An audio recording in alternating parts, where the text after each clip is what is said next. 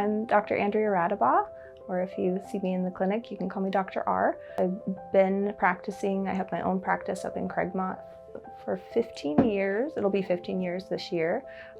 In the airway, I was kind of more introduced to that when I had my daughter, who's almost 11. She was your typical tongue-tied baby who turned into the toddler with sleep issues, who turned into the kid with orthodontic and sleep issues. And so she's been a patient here since she was 5. She never slept. She was the kid who was always waking up throughout the night. She snored like a man, loud snoring. I didn't know that there was, that was really an issue until I started learning more about airway and that snoring is not normal in kids.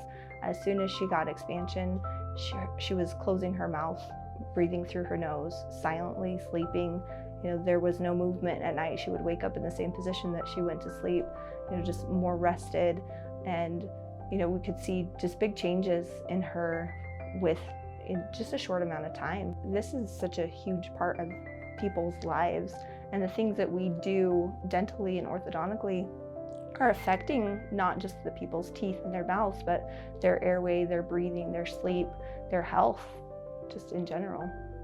When I was coming into the office with my daughter, I would talk with Dr. Christensen, and I knew that he was starting to learn more about airway and sleep apnea and those kinds of things. And I started kind of looking into continuing education and learning more just so I could help and support my patients when I sent them here for treatment. I went to a conference a year ago and I came back, and my goal was to one day just look and evaluate people for everything airway and just my general practice.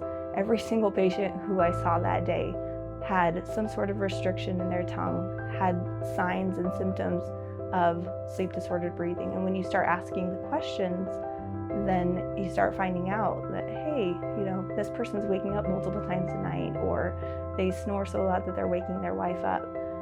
And so it's a lot more than just cleaning their teeth. It's looking at kind of the whole picture. I feel like if you look anywhere in the airway world, the doctors who embrace it and support it are the ones who've lived it and had issues, either personally or with babies or kids who've, not functioned properly, and that have led to orthodontic issues and airway issues. We are hoping that we're not doing the same things in 5 years that we're doing now. The way that we grow is by questioning what we're doing and, what can we do better and how can we help our patients more than we are now.